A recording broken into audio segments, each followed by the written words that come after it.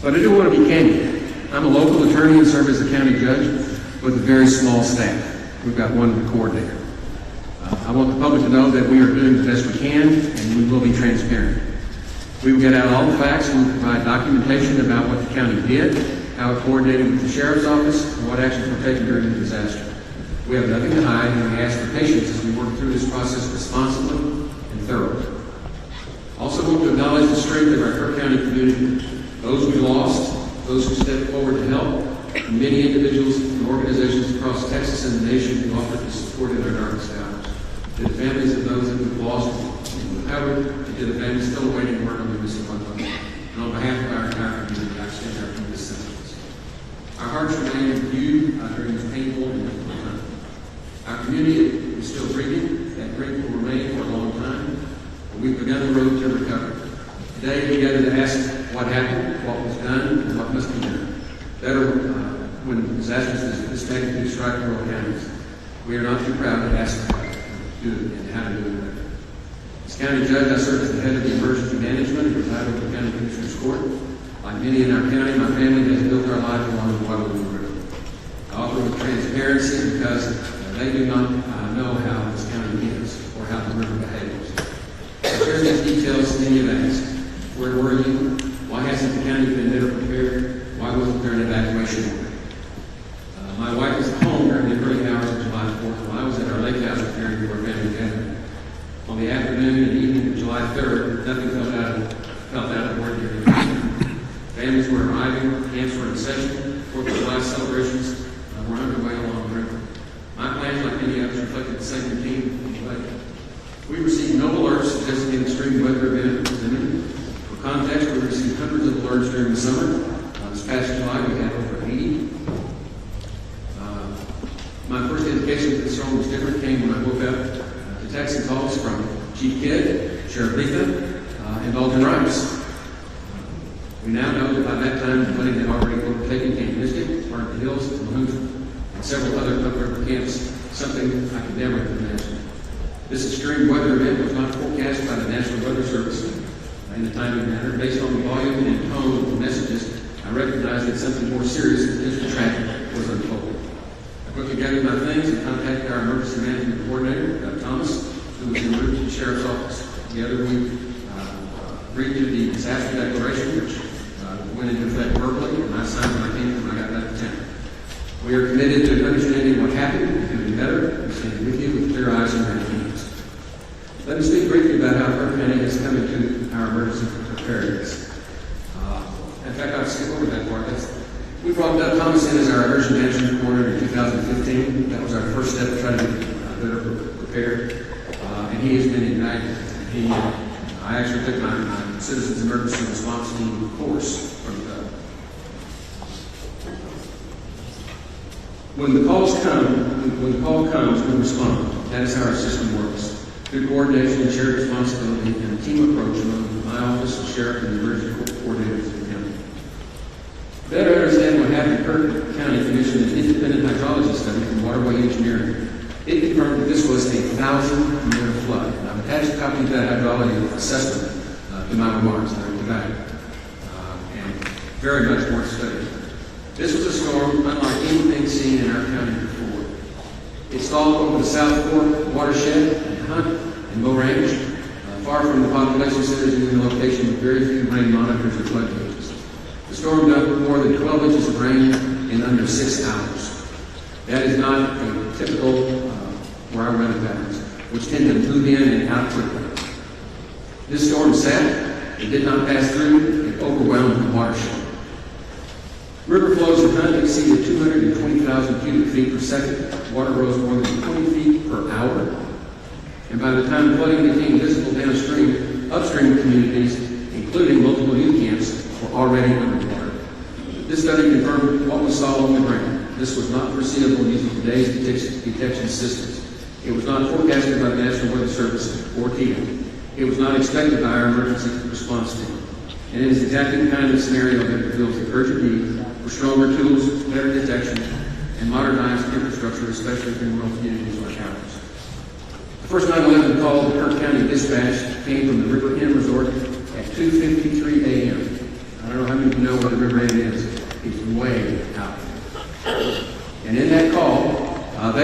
concerned. They had, the water was up on their little dam, and they have to swim off. Judge, can I stop you 1 second? I was notified that the witness mics are not going through the feed.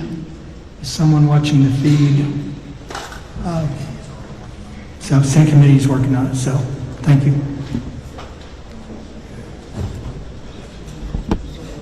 Go ahead. Okay, better? Shortly after that call at 2:53, Deputy Green checked in and shared that he would survey the river and check low water crossings. Hunt Volunteer Fire Department started door-to-door evacuations. One deputy became landlocked. Another rushed to Highway 39 to check and begin closing that road. By approximately 3:30 a.m., floodwaters had overtaken multiple crossings. We understood that we were facing a historic event. State and federal partners soon arrived, including the U.S. Coast Guard, Texas Game Wardens, TEOM, and DPS, helped us coordinate a multi-agency rescue and recovery effort. Our local responder deputies, EMS, Texas DPS, and volunteer fire departments from Hunt, Centerpoint, Ingram, and Mountain Home acted with urgency and courage, putting their lives at risk. Hundreds of rescues were carried out by boat, by air, from rooftops, trees. At the time, we had only 6 deputies on shift and limited swiftwater resources, but we acted with everything we had.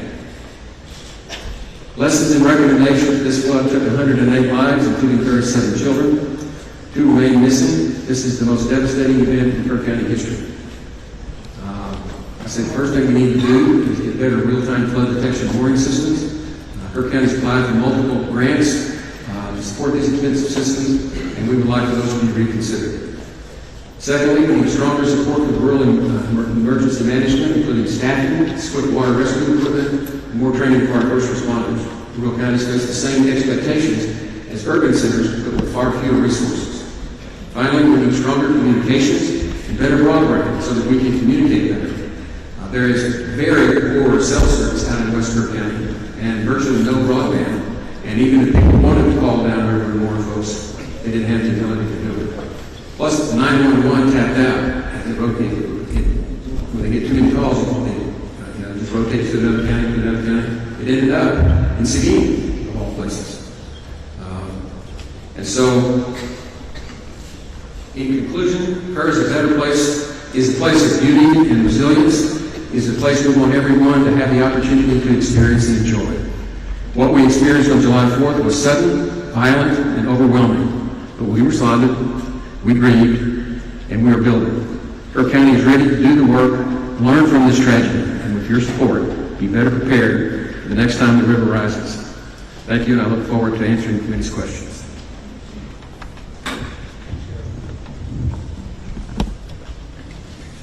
Yes, my name is Larry Lee Leland, Kerr County Sheriff. Chair members of the committee, thank you for the opportunity to speak to you today on behalf of the men and women of Kerr County Sheriff's Office, our dispatchers, our deputies, and our entire emergency response team. I appear today not only as sheriff, but as a voice for those who put themselves in harm's way without hesitation, and for a community still recovering from an unprecedented natural disaster. Our deputies and dispatchers perform their jobs with courage, discipline, and determination under extreme circumstances. They responded not just professionally, but personally. Our sergeant on duty grew up in Hunt. He and his family still live in that area today. He assessed the low water crossings. He almost lost his vehicle within minutes because he was facing high water like nothing he'd ever seen before. Now this is the same road that this deputy drives in and day out to come to work. And they did so while the ground underneath them was shifting. Since the flood, people have been asking for fair questions, and I welcome the opportunity to address them today. My goal is to provide helpful context about the conditions we faced and how the events unfolded on the ground in real time. My deputies on duty had no idea, no warning, that there was going to be a major tsunami-like event on the South Fork. I went to bed that evening on July 3rd with zero worries. We had several weather reports that shared good news. We were finally going to get some rain. We had no idea to elevate the preparedness posture with the information we had at the time. That said, one dispatcher began receiving calls from a location upriver. The deputies on duty mobilized, as we always do, to address high-risk flood zones. starting along Highway 39 and heading further west toward Schumacher Crossing. What they encountered were roads already beginning to be overtaken by water in low-lying neighborhoods. They needed immediate evacuation. In those first few hours, one two-man team of dispatchers handled 615 radio transitions and more than 100 emergency calls, while mobilizing our fire department and rescue team. They never faltered. They stayed calm under immense pressure. One dispatcher remained on the line for 24 minutes with two young children whose cabin was filling up with water. She stayed with them till the end. The other responding deputies didn't wait for orders. They deployed immediately. One was nearly overtaken at Shoemaker Crossing, escaping on foot before turning around to help evacuate homes downstream. Another went door to door through the water to wake residents who were still asleep. These homes were not over water yet, but would be within minutes. There was no time for formal orders. They were only there to move, and they moved quickly. We had multiple deputies and first responders in multiple locations, rescuing people and facilitating evacuations. Our responders, fire department used whatever they had to pull people out of harm's way. Most of our firefighters here are volunteers. Few have specialized swiftwater equipment or the proper training. But they did not hesitate, not once. They did what they needed to do, relying on their instincts and what training they had. In Kerr County, our emergency response community operates as one team. Effective responses require coordination across the board, from the cities of Ingram and Kerrville to my office, to our dispatchers and volunteer fire departments. No single individual is solely responsible for issuing alerts, monitoring our water crossing, or managing every aspect of a large-scale emergency of this matter. We rely on established procedures, coordinate, establish command, and mobilize resources quickly. It only works when we work together. That's extremely what we did that morning to the best of our abilities. We established an initial incident command center within the first hour, correction. Additional support from the Texas Game Warden and Texas DPS began arriving soon thereafter. I mobilized our special operations team to assist with search and rescue and to begin collecting victims. The air rescue landing zone was located at Ingram Elementary School, and we established a family reunification center at the Ingram High School just blocks away. Our team continued to mobilize and initiate additional resources. We blocked the roads and dispatch managed incoming emergency calls. I was present for Chief Nim Kidd's testimony to this committee last week. He confirmed what we knew at the time about the forecasted weather conditions. We monitored the same National Weather Service reports, and the weather locally showed no indication for worry. We had no idea that a 30 to 35 foot wall of water was going to be coming down the Guadalupe River that morning. And it came with a force, speed, and devastation that no one has ever seen before in this county. Yet no one stood still, no one waited, we all responded as one. I take great pride in how my people responded and how we pulled together under the worst circumstances we've ever faced.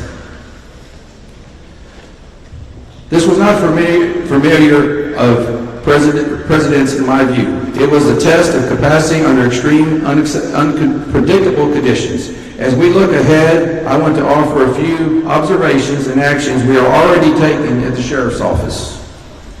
We are already acting to strengthen protocols regarding low water crossing assessments of our deputies on duty. But more must be done to improve the ability to predict these type of fast-moving weather events. In my view, no alert system would have changed the outcome or prevented the tragic loss of life that was upriver. By the time the true danger became clear, the monitoring our office was in full mode, rescuing residents and visitors. This is a tragic event, but it is also a reality, as we will be committed by learning from and doing everything possible to prevent this in the future. What matters is not blame, it's commitment. It's commitment to improve. As you requested, I want to share my views on areas of improvement. First, we know there is room for better understanding and monitoring upstream rainfall. We depend on agencies like USGS and NOAA, and while their data continues to improve, this event showed how quickly conditions can evolve beyond the bounds and modeling. Second, interoperability matters. Our communication system performed well, and that is part because of the investment we made, some through grants, some through community-raised funds, to ensure our responders are connected. But we still have more to do, especially when it comes to coordinating and communicating with mutual aid agencies in the county or in our region. You have my commitment that we will improve these systems.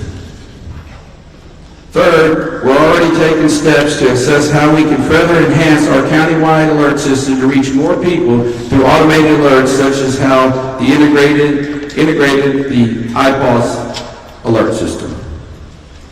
We want to remove any potential for delay. That's within our control, and that's what we're working on. As for sirens, I know there is a question, and I think that merits consideration, especially for the dense populated regions along the river. This is a decision the entire county must evaluate. But in this specific case, particularly the Hunt area, I don't know if sirens would have changed the outcome. The water came too fast, and that leads to me the importance of educating our seasonal visitors and the youth camp operators about the importance of flash flood monitoring and knowing their evacuation plans. In many, if not most cases along the river, people need to head to high ground, not on the roads.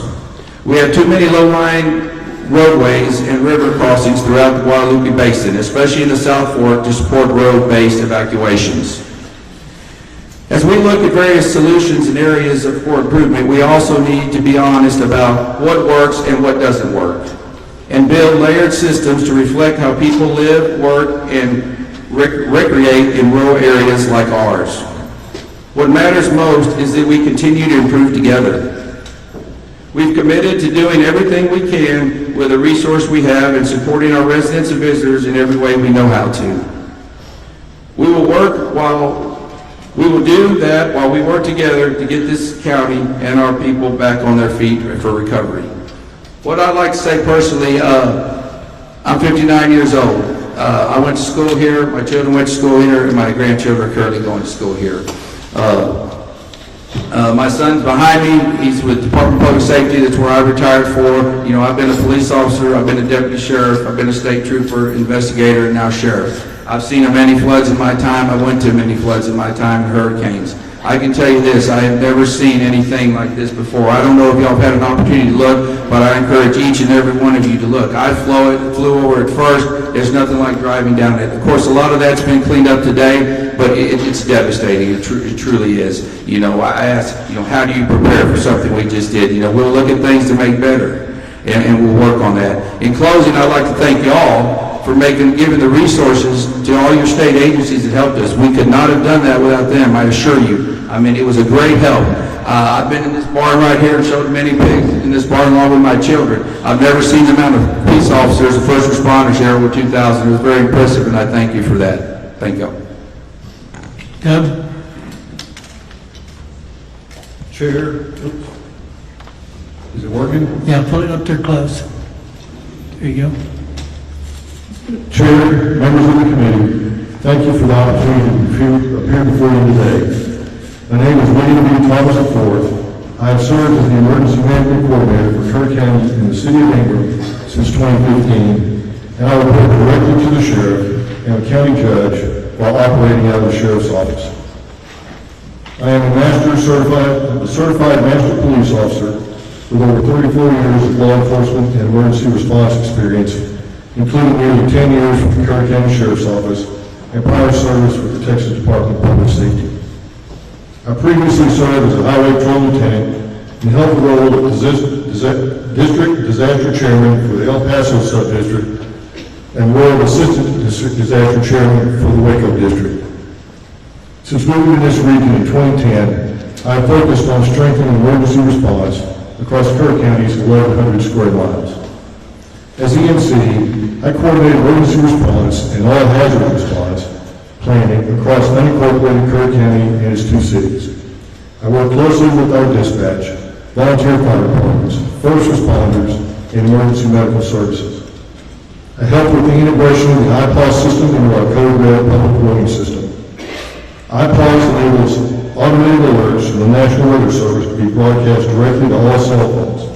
This system has proven essential for a rural county with a high seasonal population and no 24/7 staffed operations center. Before I speak to what occurred during the July 4th flood, I want to directly address the questions about my whereabouts that night. On July the 2nd, I worked a full day despite not feeling well. That day included fire chief's meeting, where no concern for raised and no indications of elevated weather risk were noted beyond what is typical for this region during the summer. I returned home around 8:45 p.m. with my symptoms worsening. I had already requested and been approved for personal time off on July 3rd to fulfill a commitment to my elderly father. However, due to my progressing illness, I remained home to recover. I stayed in bed throughout July the 3rd and did not participate in the regularly scheduled 10 a.m. and 3 p.m. Texas Emergency Management Coordination Center coordination calls. These calls are routinely followed by detailed written summaries, which were distributed to me and other county leadership, ensuring that the flow of situational updates remained uninterrupted in my absence. My supervisors and Sheriff's Office leadership were aware that I was off duty. I briefly woke around 2 p.m. when there was no local rainfall or indication of elevated risk and returned to rest. I was awakened around 5:30 a.m. on July the 4th by my wife, following a call from the City of Kerrville EMC, Jeremy Hughes, requesting that I mobilize. I reported immediately to the Sheriff's Office. There was no visible flooding on my drive into the office, but it quickly became clear that the situation was escalating. By approximately 6 a.m., I was actively coordinating our county's response in close contact with the Sheriff, the Emergency Operations Center, and Mr. Hughes, working together under rapidly changing and difficult conditions. Our first responders mobilized without hesitation. The majority of them were volunteers, neighbors, business owners, and community members who served without pay. Many had no formal swift water rescue training, yet they entered dangerous conditions to save lives. Their actions were nothing short of extraordinary, and I want to take this opportunity to publicly recognize their bravery, skill, and selflessness during one of our county's most challenging emergencies. I also want to specifically address the county's alert systems. The first line of notifications we rely on is the National Weather Service's ability to send geo-targeted alerts through NOAA, television, and regular radio frequencies. The complementary WEA message system, which is also activated by the National Weather Service, alerts all wireless devices in that targeted area regardless of subscription. The county took the additional step to implement the Code Red notification system, which is an opt-in subscription-based program that can be used to augment the National Weather Service for those residents opting to receive additional notifications and alerts. However, Code Red provides for limited coverage. That's why in 2020, I worked to integrate iPause into our Code Red systems as an additional tool for the EMC to manually provide further information or different alerts as warranted. During this event, the National Weather Service issued multiple flash flood warnings through iPause, which triggered those automatic alerts. As EMC, I also have the authority to issue iPause alerts manually, and I have done so in other incidents, including one the day before the July 23rd hearing for first responders in the riverbeds. However, during this incident, I did not issue an additional iPause alert because the National Weather Service had already triggered more than a dozen alerts, which all provided a similar forecast. Be aware of the potential for isolated flash flooding. Anticipate rain in the range of between 1 and 3 inches, possibly as much as 7 inches. You may ask, what does a flash flood warning by the National Weather Service prompt me as the emergency management coordinator to do? In our county, we take a coordinated approach to severe weather. Each summer, we receive hundreds of alerts and warnings from the National Weather Service. Our standard protocol begins with assessing low water crossings, which serve as key indicators of rising water levels and flood risk. Those crossings are also critical routes for emergency response, making them a top priority when flash flooding occurs. The National Weather Service forecast for Kerr County did not change until after 4:03 a.m. It is also important to understand those alerts went directly to the phones of residents and visitors alike. If your phone was on and had not disabled government's alerts, you would have received them. We believe this is the best system available for a county with high tourist turnover and no constant weather monitoring equipment or staff. To those who ask, what would we have done differently? The honest answer is that, based on the data we had at the time, there was no clear indicator that a catastrophic flood was imminent. The rain fell in remote areas with limited gauge data. Forecasts were not materially different from past events that did not result in flooding. The situation evolved faster than anyone could have predicted. Still, I've spent a lot of time reflecting not just on what we can do better here in Kerr County, but what can be improved across Texas and rural, river-adjacent communities like ours. First, we must recognize and support the value of volunteer fire departments and rural responders. These are the people that show up first. They serve wide areas with little funding and limited equipment. We need to invest in their training and their tools. Secondly, we need better data. We need real-time monitoring of rainfall and river gauges, especially in upstream headwaters and watershed zones. We cannot rely solely on radar or traditional forecasting from the National Weather Service. We need systems that detect what's happening on the ground minute by minute. We've discussed these upgrades locally, but Kerr County alone cannot afford them. This isn't just about our county. The Guadalupe River in Hill Country brought thousands from across the state and beyond each year. Our safety infrastructure should reflect that shared responsibility. Since this tragedy, many have asked whether a silent alert system could have helped us respond more effectively or even save lives. That's not an easy question to answer with certainty. It's something our county has evaluated in the past. Concerns have been raised about their effectiveness in our unique topography, especially in areas with high canyon walls and rural terrain where silence would be most needed. There are also limitations in reaching visitors who may not understand what the sirens mean or how to respond. Let's not fear the river, but let's respect it. We must understand the impact of extreme, fast-moving weather events and prepare accordingly. We must be proactive, not reactive.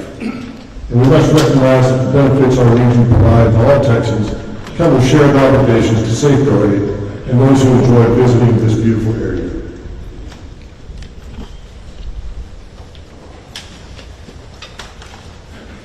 This is a tragedy not just for Kerr County, but for all of the communities downriver, and it must be seen as part of a larger trend with a statewide response. Inland flooding is increasing in both frequency and intensity. Our policies, funding models, and planning tools must evolve to meet this reality. I want to thank the committee for its attention to this issue. I look forward to working together on ways we can improve rural response capacity, increase predictive analytics, and bring equity to emergency resources for rural Texas. Thank you. I welcome your questions. Mayor?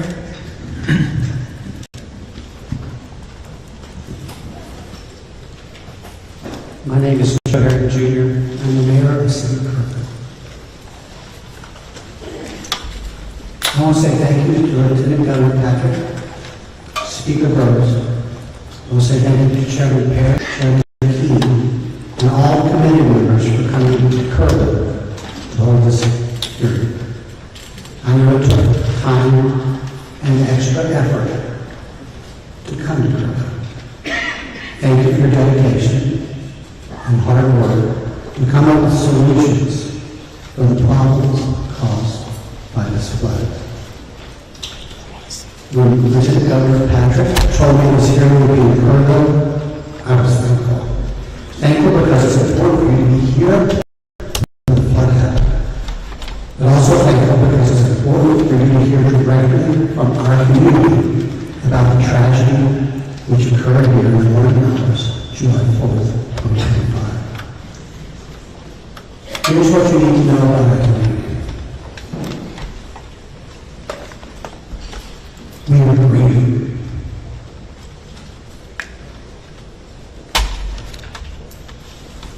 We are shaken. But we are not broken. Dalton Rice, the city manager of the city of Kerrville, will share several more things with you in just a moment. He will share the timeline of the city's response to this disaster. He will share some of the actions we took which helped save lives. And he will share some of the lessons we've learned since July 4th. Things we can do better to improve our city's response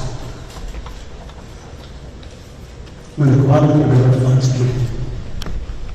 And it will come again. My main purpose today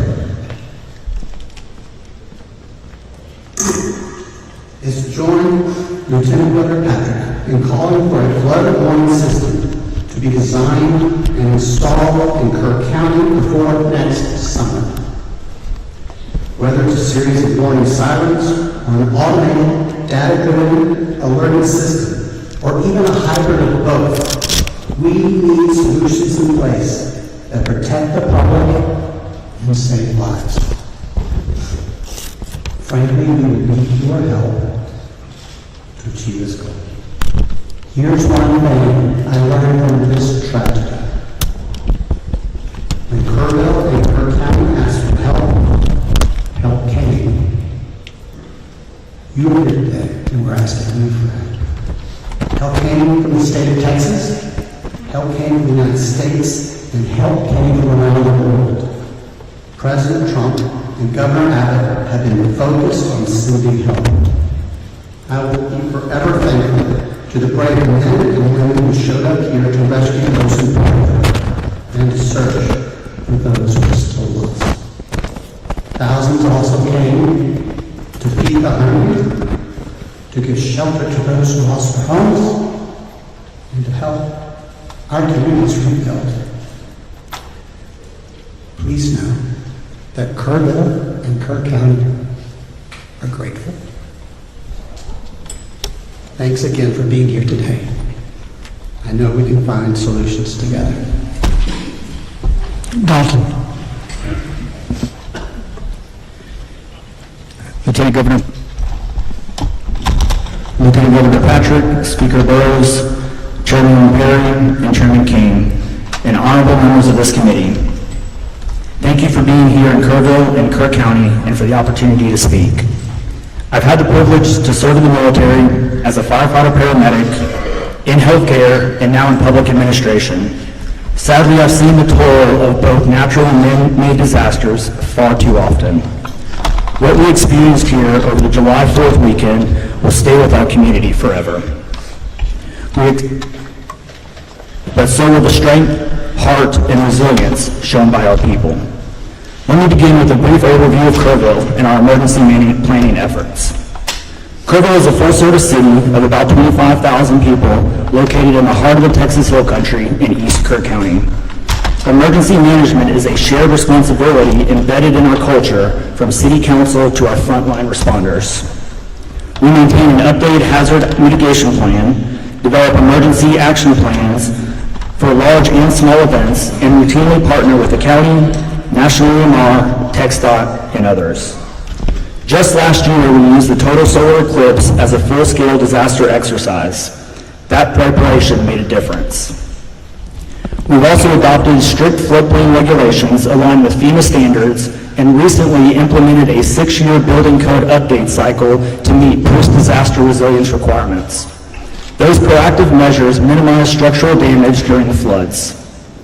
I've included in your packet our floodplain and floodway development regulation summary, charts reflecting buildings in the floodway, the 100-year and 500-year chance for flood hazard zones, and a breakdown of how we allocated 98% ARPA funds to public safety. On July 3rd, weather forecasts indicated scattered storms with possible isolated flooding. What followed was one of the most intense, short-duration rain events in our history, western Kerr County receiving most of the rain. The flash flood overwhelmed the watersheds to the west. I've included in your packet a matrix of weather events since January and a map of the 16 watersheds that impact Kerr County. Our new public safety facility is currently being built. Despite not having a completed emergency operations center, our teams were coordinated and responded rapidly. Teams began evacuations in known low-lying areas. We relocated operations to a larger joint EOC by 6 p.m. on July 4th, and within 24 hours had a unified command established with the county, TDM, National EMR, and many local, state, and federal partners. Kerrville operates the local Public Safety Answering Point, or PSAP, and received 35 calls from 0300 to 0400, 218 calls from 0400 to 0500, and 230 calls from 0500 to 0600. I've included a chart showing the call volume, and I apologize for the small print and quality. Our emergency management approach works. As you can see in the July 3rd and 4th timelines in your packets, at 2:42, patrol officers were proactively checking known low water crossings throughout the city with none reported. At 4:06 a.m., they began checking the park with no rise to the river. At 4:14 a.m., dispatch began getting overwhelmed with 911 calls, at which our teams began requesting additional resources and personnel and further assessing the situation before notifying leadership in accordance with our policy. At 4:54 a.m., the supervisor drove west to Bear Creek Crossing for an additional assessment, which you'll see in the timeline. Despite overwhelming conditions, our team saved countless lives, managed logistics under extreme duress, and maintained continuity of city operations. But I stand before you today fully acknowledging that we must also examine where we can do better. Our preparedness paid off. Structures built to our standards were elevated, engineered, and code compliant, and sustained minimal damage. But this event also showed us gaps. Additional insights will be documented in our after-action review and our corrective action plans. Aligning with the objectives of this hearing, we respectfully ask the committee to explore the following areas that affect both immediate and long-term public safety and local government operations, and look forward to working with each of you in the coming days and weeks for a viable path forward. Floodway and plain rebuilding policy, regulatory authority in the ETJ and annexation, low to moderate income restrictions tied to funding, long-term negative impacts on property tax and spending caps, radio and equipment interoperability. The following areas are areas we request state assistance on. Fund project identified in our stormwater master plan and the state flood plan through the Flood Infrastructure Fund and other funding sources. Invest in localized predictive weather modeling to better serve rural communities. Expand the Broadband Infrastructure Fund or other funding mechanisms to improve cellular coverage in rural areas. Expand and fund House Bill 3010, which was passed in the 89th legislation, the Rural Infrastructure Disaster Fund or other appropriate funds to help in disaster recovery. Establish a dedicated hazard mitigation fund aligned with local hazard mitigation plans. Develop automated data-driven flood and weather alert systems. And consider requiring camps in certain facilities in high-risk areas to maintain emergency action plans. It is still very early in the process, and I'm proud of what our teams have accomplished. Our people acted with professionalism and heart, often while their own families were in danger. I am proud of them, but we're not too proud to say we can do better, and we want to work with you to make that happen. We've also identified some lessons learned, even in the short time before our after-action review. We've identified areas of improvement in our dispatch center and notification processes. While critical information reached the right people, we recognize the need for more streamlined communication. A 3:34 a.m. call was transferred to the county, but we lacked the procedure to notify all personnel in flooding events across the jurisdictions. Our patrols team showed strong situational awareness, but broader communication is essential. Family communication during the event could have been faster. Although support services were in place, there were moments when families received updates through the media before hearing directly from officials. Once identified, we assigned a public information officer to provide 24/7 family communication, and Sheriff Blatha and I remained directly engaged with the families. Additional insights will be documented in our after-action review and corrective action plans. Kerrville will rebuild, but we need the tools and the funding to do it right. Thank you for allowing us to share our story, and I'm happy to answer any questions. William? Good morning, Chairman Perry, Chairman King, and members of this select committee. Thank you for traveling to Kerrville so that we can provide you with input during this important hearing. My name is Barry Rector. I reside in Kerr County, and I am president of the Upper Guadalupe River Authority. My heart breaks for all those who lost their lives during this devastating July the 4th flood. I mourn our neighbors, our friends, and the visitors whose lives were taken, especially the children. One of our board members, and my good friend, perished in the flood trying to save others. I consider him a hero. For over 100 years, Kerr County has been a destination for summer recreation along the Guadalupe River. These activities are integral to our shared cultural heritage. However, recent events have eroded public confidence in river safety. I am committed to ensure that UGRA plays a central role in restoring that trust. We appreciate the opportunity to collaborate with you on meaningful advancements in flood prediction and flood mitigation. UGRA's statutory authority encompasses the control, development, storage, and preservation of water and floodwaters of the Upper Guadalupe River and its tributaries. While we have always taken these responsibilities seriously, we acknowledge the need to strengthen our focus on flood prediction and flood mitigation. I have led our board of directors to prioritize and act upon these critical areas. UGRA's diverse initiatives were mentioned in testimony on July the 23rd. Today I will focus exclusively on what UGRA has done to support flood warning and flood mitigation projects. I see these as two pivotal, vital aspects of flood control. I would like to begin with first, flood warning. Historically, UGRA and other river authorities have partnered with agencies such as USGS to establish gauges recording stream flow rates and elevations. In fact, for the past 30 years, UGRA has contributed financially to maintaining USGS and GBRA gauges within Kerr County. Data from these gauges are transmitted to the National Weather Service, where it is analyzed and disseminated to emergency managers. It is the recognized responsibility of city, county, state, and federal emergency management agencies, not UGRA, to utilize the data we provide to inform life and property saving measures. Emergency response coordination has never been a legislative obligation assigned to UGRA. For the past 10 years, UGRA has taken numerous actions to improve flood prediction and warning. In 2016, UGRA jointly funded a preliminary study for a flood warning system.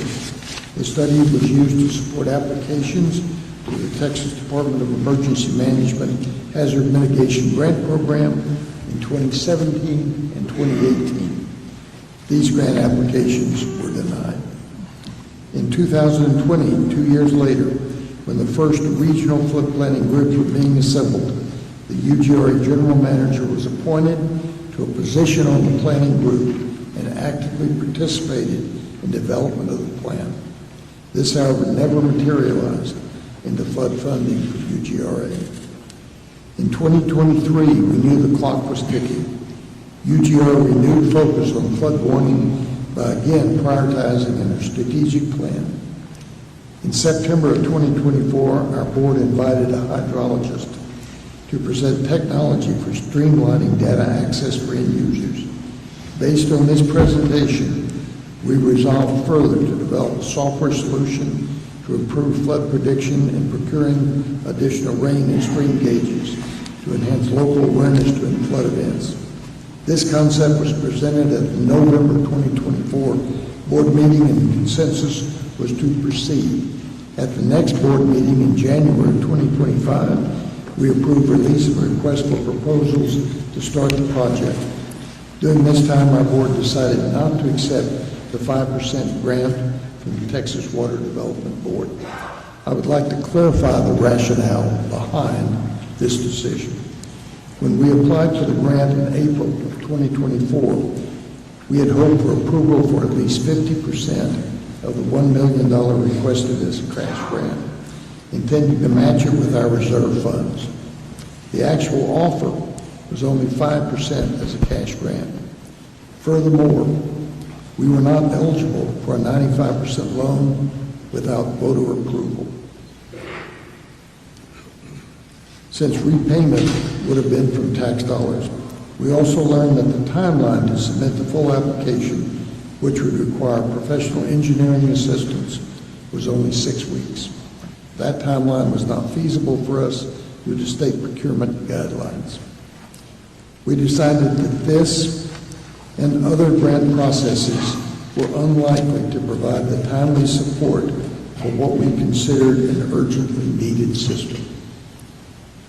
Therefore, we decided to move forward using our own funds to develop a flood prediction solution for Kerr County. After a procurement process, we selected a contractor, signed the contract on June the 4th to start the project. The software solution will integrate existing sensors and create a plan for future sensors that use advanced technology. The current project will be carried forward by using additional reserve funds to purchase, operate, and maintain the new sensors. The planned system will deliver sensor data to a real-time, computerized portal accessible 24/7 to emergency managers. Emergency managers can also set alerts that are triggered by thresholds of rainfall or stream levels to direct their attention to critical values. On July the 24th, we convened the Kisters team, local emergency management officials, police, fire departments, and TxDOT to garner feedback on software design and functionality. Work is ongoing to determine needed sensor placement.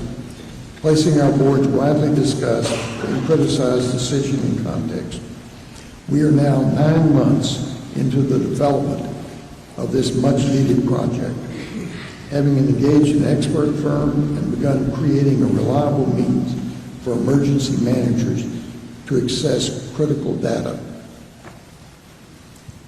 Had we pursued the 5% grant, we would still be awaiting funding. Our past unsuccessful funding attempts have reinforced our resolve to move forward independently. The second part of flood control is mitigation. Since 2012, a portion of UGRA surplus funds has supported construction of 9 water and sediment control dams in western Kerr County with a total drainage area of 21 square miles and a total volume of 92 acre-feet. These structures are designed to empty between rain events, gradually releasing water to sustain river flow. However, due to their limited size, they provide only modest flood mitigation during major events. Looking forward, I consider flood mitigation as the long-term solution to the severe flash floods of the Guadalupe River. Canyon Lake Dam is well known for its effectiveness in reducing downstream flooding. Despite the massive inflow from the upper Guadalupe River on July the 4th, the reservoir filled only to 68%, averting significant downstream damage. A former UGRA director and respected civil engineer has also recommended investigating the feasibility of constructing additional flood retention dams on upstream watersheds. Such dams could moderate rapid rise in river elevation, providing valuable warning and evacuation time. These structures would channel normal flows through calibrated outlets, but store excess water during high flow events. Integrated sensors would detect rising reservoir levels and relay information for immediate response coordination. These flood retention dams would not only benefit communities across Kerr County, but also downstream to Canyon Lake. The concept is proven. Texas already has over 2,000 flood retention dams, including 41 in the San Antonio River waterflood alone. Effective solutions will require substantial, expertly designed projects and significant resources. We recommend that organizations like the U.S. Army Corps of Engineers consider this approach as part of a comprehensive response to the repeated flash flood risks of the Hill Country. Finally, I will share actions I have taken since the flood that I will bring to our board for discussion at our next meeting. I would like our board to hear from Dr. Dent of Rice University, as well as other experts to assist in refining our flood information system. You will have the opportunity to hear from Dr. Dent later today. Our team has made preliminary contact with federal partners and asked how federal agencies like the U.S. Army Corps of Engineers may be able to support flood control projects in Kerr County. I will ask the UGR board to dedicate $1.5 million of our reserve fund to flood control feasibility studies and infrastructure improvements related to flood prediction. You may wonder if a one-county river authority is too small to meet these challenges. I say no. Our size and strong ties to Kerr County, the city of Ingram, the city of Kerrville, and the Hunt and Centerpoint communities has been and will be an asset to our success. I hope the dedication of this select committee to finding solutions will also explore innovative approaches to these problems. Thank you for that. Thank you for being here today, and I look forward to your comments. All right, Shane, pull it up close, please.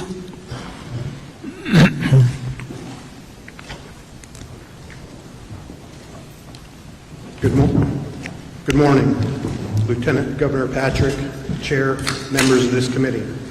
My name is Shane Stolarczyk, and I'm proud to serve as the Kendall County Judge. I've also served 10 years as a major in the United States Air Force, including an active duty tour during the COVID-19 pandemic, stationed at Joint Base San Antonio. Outside my judicial role, I'm a 24-year practicing appellate attorney and small business owner. Before I begin, I want to recognize and thank TDM, especially Chief Nimkid, Chief Darren Brinkader, and our CLO Scott Haynes for their crucial support during our recent flood disaster. Their ongoing communication, guidance were key to our emergency management team's ability to respond effectively and safely. Let me pose a simple but powerful question to this committee.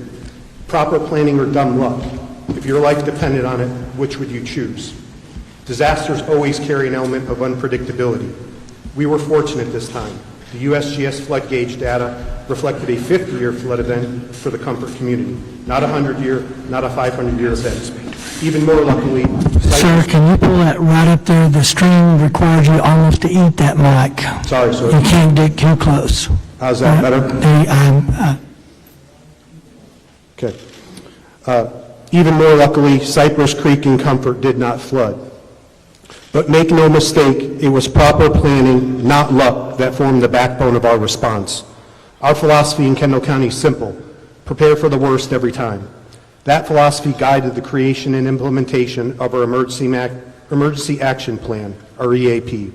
This is not just a binder gathering dust, it's a living document, tested, updated, and actively used by our coordinated emergency team. Our EAP was recently used in response to the Texas eclipse events last year and proved vital again during this flood. Our success depended on trusted collaboration between our emergency personnel, engineers, volunteers, and regional partners. From shelter coordination and road closures to public alerts, we operated as one team with one mission: protect lives and property. I share this today not to say we have all the answers, but to stress that the importance of investing in emergency preparedness before the disaster strikes.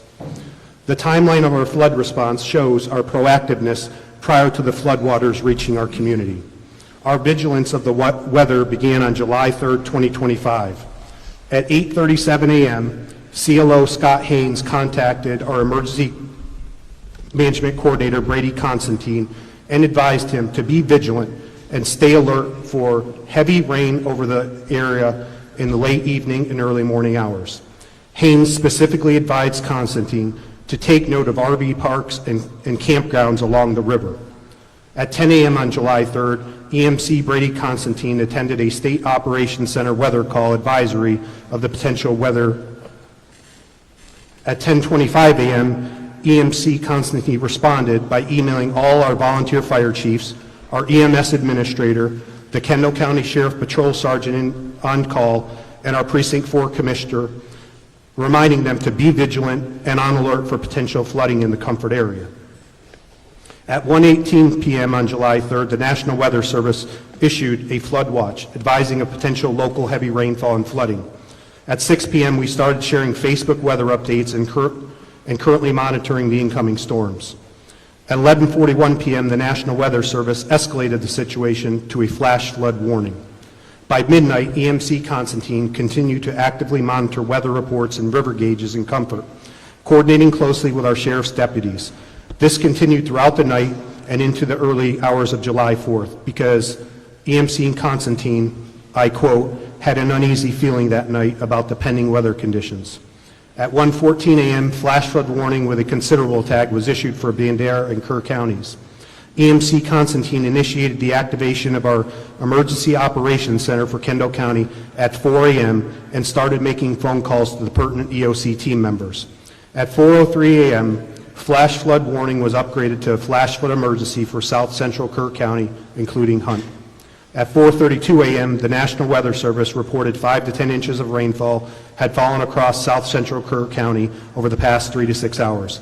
A particularly dangerous situation was declared and a flash flood emergency issued. At 5:29 a.m., our phone alert system, known as WENS, Wireless Emergency Notification System, issued our first flood warning for Kendall County. At 6:21 a.m., Kendall County began notifying river residents that the situation along the Guadalupe River was a concern.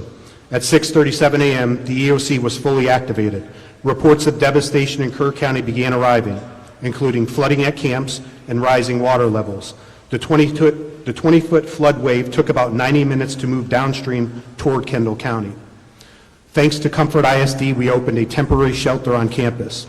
At 7 a.m., WENS issued a notification that flooding on the Guadalupe is happening in Kerr County. The Kendall County EOC is being activated. Up to a 32-foot rise in the Guadalupe River is expected. By 7:30 a.m., mandatory evacuations were issued for residents along the Guadalupe River in Comfort, Texas. At 8:06 a.m., EMC Constantine pushed out the following WENS message: urgent flood alert. Comfort residents along the river moved to high ground immediately. Mandatory evacuation. Evacuations were occurring along the river. Road and bridge crews began closing impacted roads and bridges. Comfort Volunteer Fire Department began evacuating vehicles on bridges and cleared out the Comfort RV Resort. Multiple rescue boats were staged at Comfort High School. At 8:44 a.m., high-level floodwaters officially approached Kendall County. At 10:52 a.m., as water began rising too fast to ensure safe evacuation, Assistant Comfort Volunteer Fire Chief Danny Morales, in coordination with Constantine and our EOC, activated the siren warning system for the Comfort area to warn citizens of the impending flood danger. WENS alerts continued from 11:01 a.m. until 11:05 a.m., stating, urgent flood alert warning. Residents along the river seek higher ground immediately. A flash flood warning has been issued for Kendall County, 11:05 a.m. Thanks to the rapid, coordinated action, no lives were lost in Kendall County, though we did suffer private property damage along the Guadalupe River. What has Kendall County done to plan, mitigate, and respond? First, we've strengthened our floodplain rules. For example, no RV or manufactured home communities are allowed in the floodplain areas. New construction must be elevated 1 foot above base flood elevation and anchored per hydraulic standards. 2, we invested into a feasibility study for Cypress Creek, investing over $175,000. This is located upstream in Kerr County to help protect our downstream Comfort community. We pursued a countywide drainage master plan to proactively address flood risks across the region. We created a full-time grant coordinator position in the county to identify and apply for grants, including flood mitigation funding. We expanded our ICS and FEMA-based training, focusing more on tabletop exercises and preparation efforts. We implemented the WENS emergency alert system, which is an affordable, highly effective emergency communication tool used to notify citizens. We allocated $1.5 million in ARPA funds for culvert improvements throughout the city of Boerne. We also partnered with the soil and water conservation districts in our community to improve flood control structures in the county. And lastly, we passed a bond proposition for $20 million This bond is known as Prop A. It's to purchase conservation easements and green space, protecting waterways and limiting certain harmful types of development in those areas. Recommendations to improve the state and local response capabilities. Let me first emphasize, TDM performed admirably from Kendall County's perspective. Our CLO, Scott Haynes, was embedded within our EOC from day one. His leadership maintained consistent contact and support with us. We are deeply grateful. That said, here are a few recommendations based on our experience. Improve access to the IPAWS system, the Integrated Public Alert and Warning System. It's currently too limited in access and not user-friendly. WENS and IPAWS can work together, but local officials need better access to both tools. Develop a river-wide emergency alert system, one that tracks the entire Guadalupe River and its tributaries, offering early downstream warnings across jurisdictions. 3, simplify the grant application process for small counties. Avoid requiring costly engineering studies just to apply. These costs deter small counties from even seeking funding. 4, create a COG-wide emergency operations plan to streamline regional coordination and improve response across the Council of Government areas. In closing, our experience in Kendall County is a testament to what preparation, communication, and teamwork can achieve. We didn't have it perfect, but we had a plan, practiced it, and executed it with urgency and coordination. I urge the committee to continue investing in local preparedness, strengthen interagency tools, and ensure small counties have equitable access to resources. Thank you for your time and commitment to protecting Texans. Thank you. Judge Rubio, get the mic up real close, please. There you go. Yes, sir. Good morning. Good morning, chairs and members of the committee. My name is Bella A. Rubio, and I'm the county judge of Real County, which is a contiguous county to Kerr County, with a population of approximately 3,000 people. First and foremost, Kerr County, you are in our daily thoughts and prayers, and to all law enforcement, responders, volunteers, and citizens, you are the epitome of John 15:13. There's no greater love than to lay down one's life for another. Today I come before you regarding decisions that will be focusing on matters that directly impact the safety and well-being of all our counties and communities throughout Texas, and the need for dependable alert systems. The ability to quickly and effectively share information during emergencies is essential, ensuring that every resident and/or visitor, regardless of their location or situation, receives critical information. As a native pioneer family and a 40-year county employee, I have witnessed firsthand Real County transform from a ranching hunting community into a tourism-based, popular second homeowner site, as well as a subdivision developer attraction, with the majority of the growth occurring along the banks of the Frio and Nueces River. We also have 3 Christian camps located on rivers that at full capacity on any given weekday throughout the summer service approximately 3,000 campers, camp counselors. Growing up a quarter of a mile from the Frio River and currently residing on the Frio River for the past 42 years, I have experienced river creek rises in all different some that have come just like a thief in the night. Witnessed helicopter rescue, people from rooftops and trees, and had my late husband participate in high water rescues throughout his 37-year employment with TxDOT. As part of Real County Courthouse budget preparation in my previous position as county clerk, I have seen the struggle and challenge to fund additional resources to provide and/or implement higher safety levels throughout the local law enforcement budget, road and bridge budget, extra funding for local volunteer fire departments and volunteer EMS, and especially the radio interoperability. While Real County was not catastrophically impacted by the July 4th and July 11th floods as our neighbor Kerr County was, we are still faced with the challenge of alerting the lodging industry, homeowners, and Christian camps at full capacity located along the Frio and Nueces rivers, especially during our peak visitor season. Real County is 700 square miles, experiencing 2 major floods within a 10-day period stretched our resources thin, which consist of our sheriff, 6 full-time deputies, 2 volunteer fire departments with 10 or less personnel each, county road and bridge department consisting of 7 employees to cover approximately 75 low water crossings located on creeks and portions of the Frio and Oasis on various county roads, and a local TxDOT maintenance section with 11 employees to secure approximately 150 TxDOT crossings, culverts, and low spots on state roads prone to flooding as well.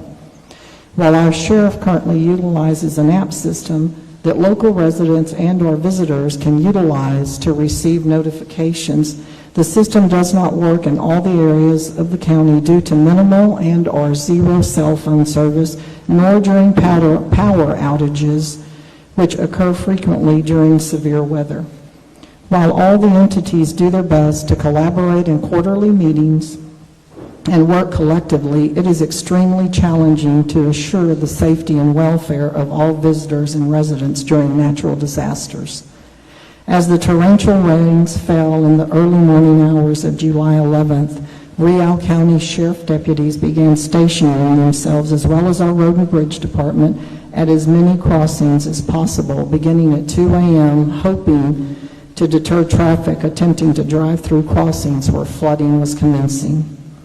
Effective implementation of alert systems in our rural and underserved areas present unique challenges such as limited access to broadband internet and mobile networks, along with financial constraints and lack of awareness, which can and does hinder the dissemination of critical information to those most at risk. Having an effective alert system, whether through mobile apps, sirens, monitors, or all of the above, can effectively save lives, as timely alerts can provide that vital information such as evacuation routes, shelter locations, and safety protocols, enabling individuals to take immediate action and potentially save lives. Minimum damage, as it can allow individuals and business to take steps to mitigate potential damage to property and infrastructure.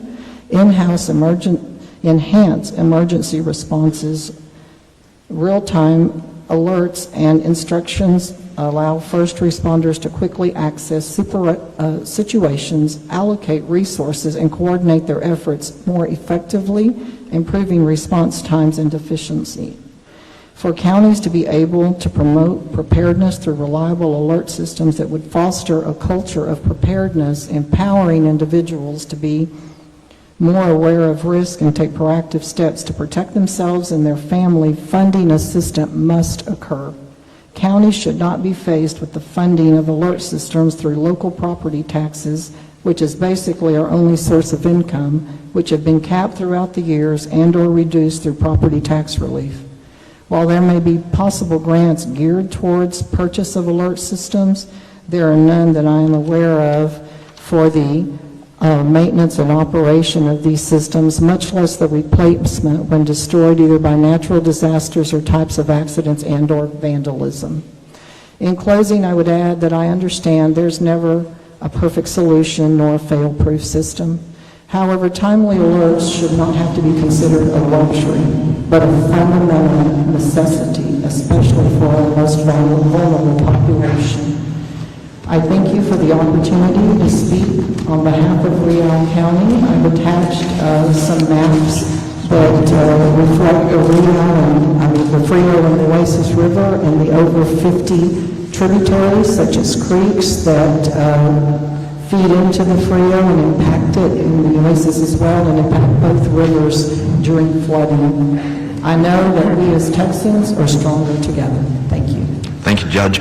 Members, as a reminder before we start questioning, if you have a question, just raise your hand so we can write you down. I got you. And to our panel, since there's 8 of you, some of you may be better prepared to answer a question. Just for record keeping and for those watching on the live feed, please state your name and who you represent before speaking into the mic, and pull the mic up as close as you can as well. Chair recognizes Representative Lauterbach. Thank the panel for their service. Sheriff Lita, could you take a minute and give us a timeline on the events of that morning? Absolutely. Thank you, Representative. Yes, there's been a lot of question about time, especially from the media. I'd like to go over, this is the Kerr County Sheriff's Office, okay, what we did during this time. And what I'm going to focus on is from 1:14 a.m. to 5:01. That's kind of the primary time. Now, please understand, I call this a snapshot of what we did. What we've done in about 28 days, it usually would take about 6 months. And we have a lot of data to look into, recordings, radio transactions, but we've done the best we can to get what we can for today for y'all. So what I'm going to start with is what I call the dispatch workload between 1:14 and 3:30 a.m. It's 2 hours and 16 minutes. Our communications center had 7 phone calls received and processed 22 radio transmissions. Then we moved forward to 3:31 a.m. to 4:22 a.m. in that next 51-minute period. They had 50 phone calls for service and rescue, 114 processed radio transmissions. They were very busy at that time. You have to remember there was a team of 2 in there. Okay. In that time, starting at 1:14 a.m., NWS issues flash flood warning to Kerr County, released on code red. 1 to 2 inches of rain has fallen, anticipating 1 to 2 inches per hour, an additional 2 to 3 inches possible. 208, caller calls in inquiring about road conditions and if they're clear. 253, 911 call from River End. Water coming over the river break, they advised the in visitors of flooding, no evacuation. So that's not normal for us, okay? A lot of times when rain comes, it goes up. That's normal for our area. 3:27 a.m., Mountain Home Volunteer Fire Department reports Shoemaker Crossing is not passable. That's a little bit more of an alert, but not abnormal. Okay, we move to 3:30 a.m., it's different. Dispatch receives a call from a family on a roof requesting air evacuation. Now that's what I consider, it's all hands on deck starting at 3:30 a.m. 3:35, dispatch shows out Hunt Volunteer Fire Department to Swift Water Rescue. 3:39, Mountain Home Volunteer Fire Department asks KCSO to tone out Ingram Volunteer Fire Department for evacuation at River RV Park. 3:41, KCSO Deputy Green confirms Shoemaker Crossing is not passable. 3:43 a.m., KCSO tones out Kerr County Special Ops for Swift Water Rescue. 3:46, dispatch receives calls with a caller, 2 young children with water overtaking the home, which that was a 24-minute phone call. Our dispatcher did a great job during that phone call. Not only was she on the phone at the time with those 2 children, she was on the phone, had them on speakerphone, on an additional phone, also doing radio transmission typing. I think she did an amazing job. 3:50 a.m., call from Casa Bonita advising community is flooding, dispatch advises seek higher ground. 3:52, Ingram Volunteer Fire Department goes into service. 3:57 a.m., calls from Camp Mystic, stranded on hill seeking evacuation. 4:05 a.m., multiple reports of cabins off Casa Bonita flooding. 4:08, KCSO tones out Mountain Home to Casa Bonita for water rescue.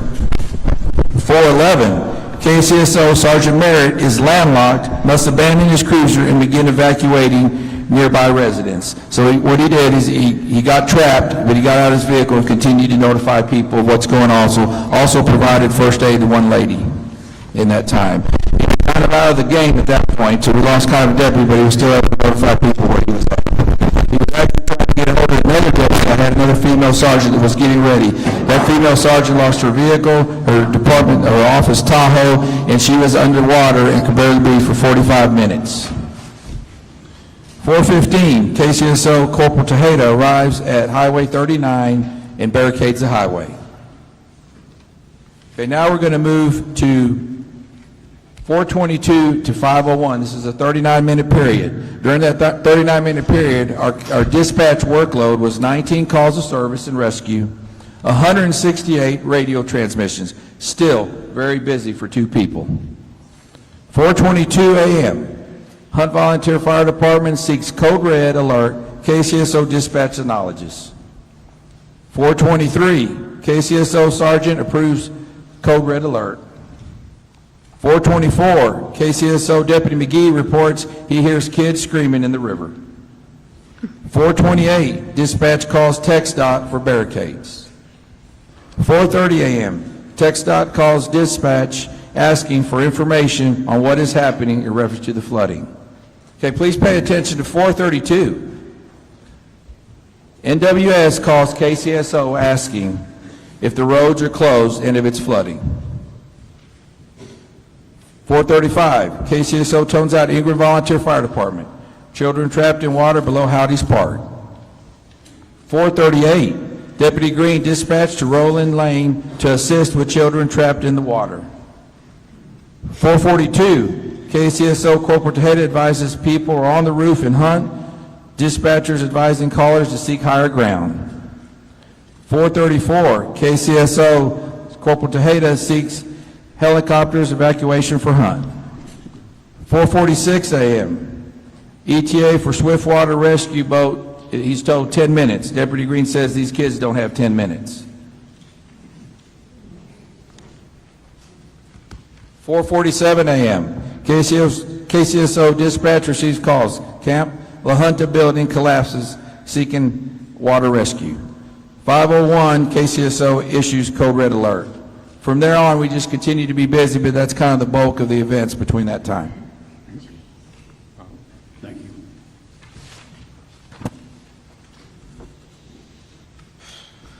Senator Flores. Thank you, Mr. Chairman. Well, I don't know that words can describe what I witnessed when Lieutenant Governor and I first came on that day. But I think it's incumbent for people to know, those that are listening locally, statewide, nationally,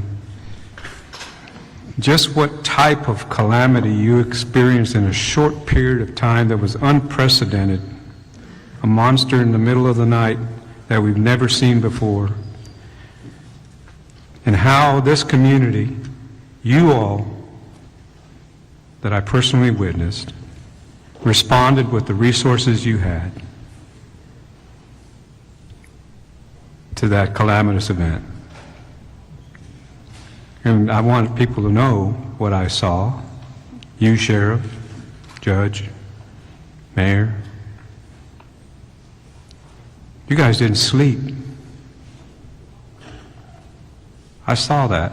You're totally committed.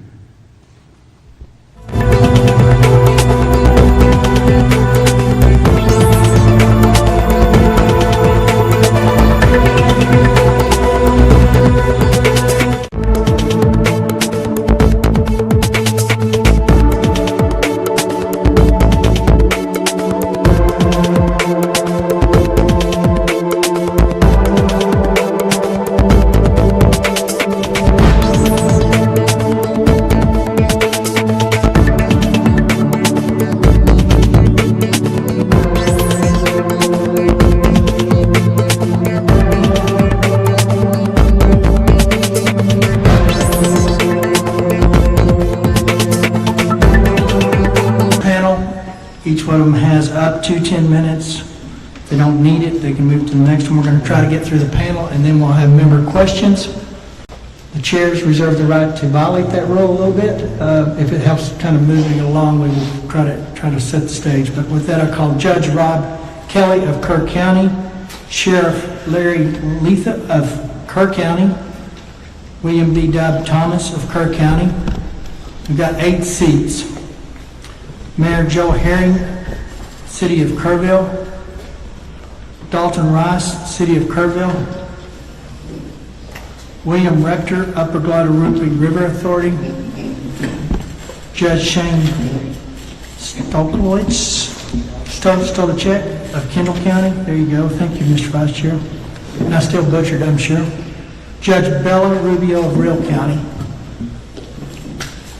Mr. Chairman, Yes, sir. before we get started, members, this system works different than the one we have in the Capitol. If you touch your your mic and your green light comes on, your mic will be hot at that time. So if you would rather get my attention on the House side, get my attention and sit it on the Senate side, let us know, and we will write your name down in the order of asking questions. Thank you.